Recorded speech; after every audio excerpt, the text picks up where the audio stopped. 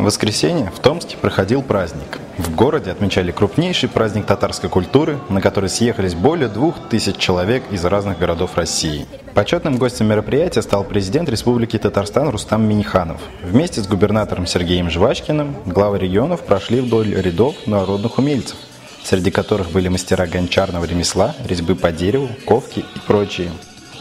В приветственном слове президент Республики Татарстан Рустам Минниханов отметил, что 14-й год подряд проводим федеральный Сабантуй. Он очень востребован.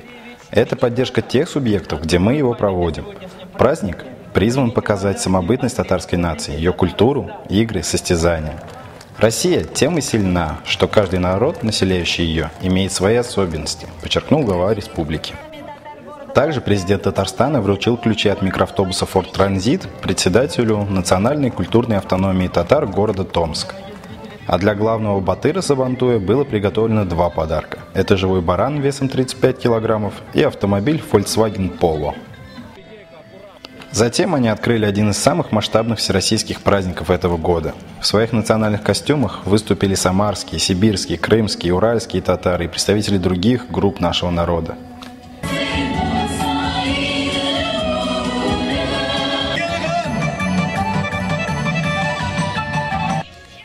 Артисты вынесли на сцену больших размеров чак-чак, созданный из множества воздушных шаров.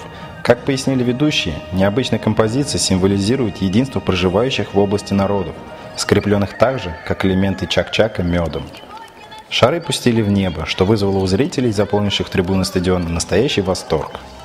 Специально к празднику за северной трибуной стадиона «Труд» построили Нижнекамское подворье, чтобы все гости мероприятия смогли получше познакомиться с татарской культурой, архитектурой и бытом.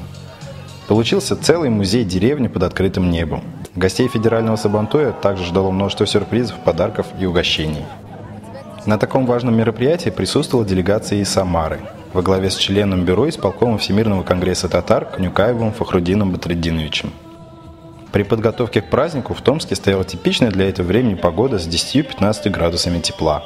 Но при приезде в город огромного количества татар с горячей кровью, облака над городом расступились и температура повысилась до 27 градусов.